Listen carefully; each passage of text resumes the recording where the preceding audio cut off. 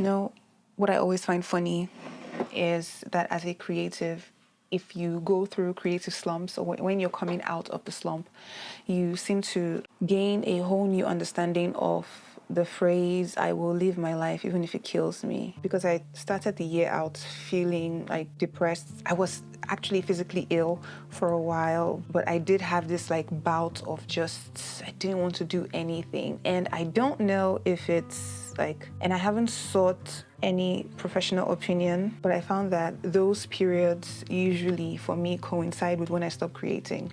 Like when I lock myself up, if I put myself in the jail of, like just not creating, I'm stuck inside my head, everything else just doesn't seem to flow as much. And as painful as it can be to sometimes work through the phases of being active and being creative, it is not as painful as not putting anything out. It is not as painful as locking up your own self-expression. You physically feel something die within you, and you feel it physically, you feel it mentally, emotionally, and until you are a little bit out of it, which I am. I'm mostly out of it. I feel fresh again. I feel energized. Not every day. Every day isn't bright, but I'm not in my head as much as I was, and it's very specific because it didn't have to do with not journaling or not exercising.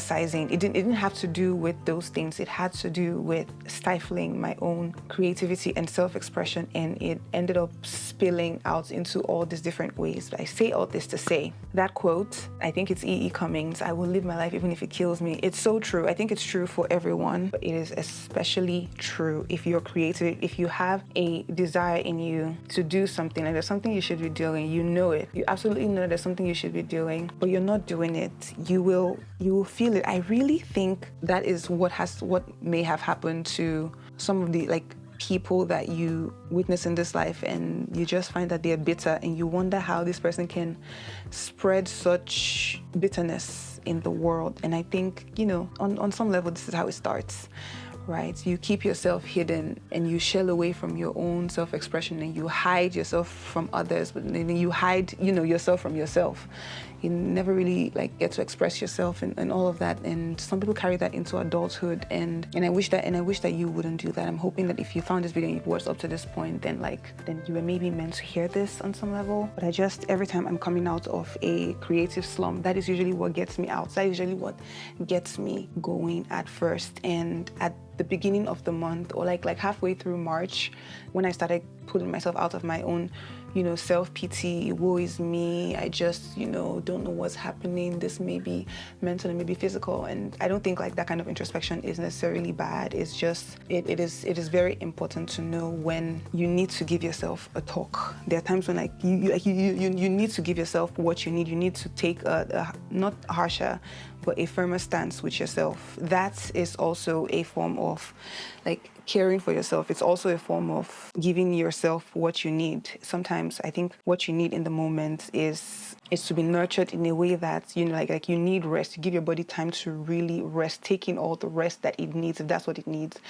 But you don't want to stay too long in that phase. Stay too long in that phase, it starts becoming detrimental. The very thing that you use to care for yourself can end up being the tool that will keep you locked in place. And it's very important to spot it while it's happening, and to know the difference between when you need to nurture yourself in a way that requires hand-holding and soft talking, and when you need to light a fire under your ass.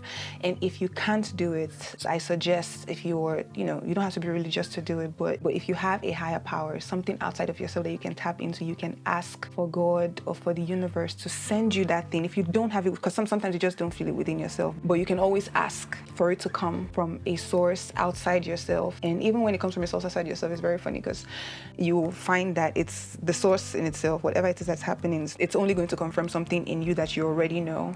I find that really funny, in the way the world, source, the universe, the way God works. It's very, I hope you take care of yourself, and that you don't stay in the trenches for too long. And now I feel like I've made it, not to the other side, but I've made it to the other side. And I'm moving again, and I feel lighter, but I also feel the weight of I have some guilt and some shame of all the time that I think I wasted not doing anything. But that I'm working through. Guilt is not a very productive I don't know if it's an emotion or a feeling. For me, it's not a productive thing. Shame, I can usually like identify what the shame is pointing at. But yeah, I have some of those feelings lingering, like, oh, you spent all this time doing nothing and you could have reached a certain point if you hadn't wasted all the time doing something, which, I mean, yeah, of course. But I'm going to chuck that and just chuck that up to past lost time, moving forward. I'm forging ahead. But there's also feelings of all the things that I now want to do. And so I'm balancing the way I'm feeling now and the mode that I'm in now, where like I know everything that I want to do, but I'm only going to focus on the things that are happening right now and things that I can do right now. Right now, where I'm at in my mind, it won't be a good time to plan way too far ahead. I suspect that planning way too far ahead, I think, is what sent me into this overwhelm that ended up leading to my creative rut, and I just like kind of shut down. And I don't want that. I don't want that. I'm not doing that anymore anytime soon. If I'm going to rest, I'm going to make time for it, which I will.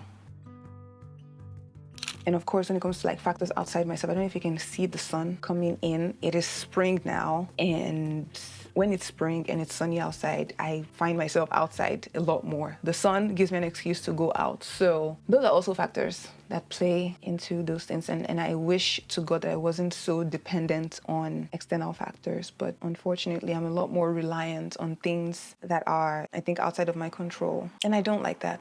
I don't like that. I wish I were more, yeah. But it is almost the end of the month, and I have two main things on my list for this month that I want to do. One is I want to watch Challengers. It came out 2 days ago. And I also have a book that I want to finish. And on that note, I wanted to give you a list and tell you about some of the books that I read in the month of April, or from March coming into April. And then I have to drop something off at the post office, but I'm also going to see my brother.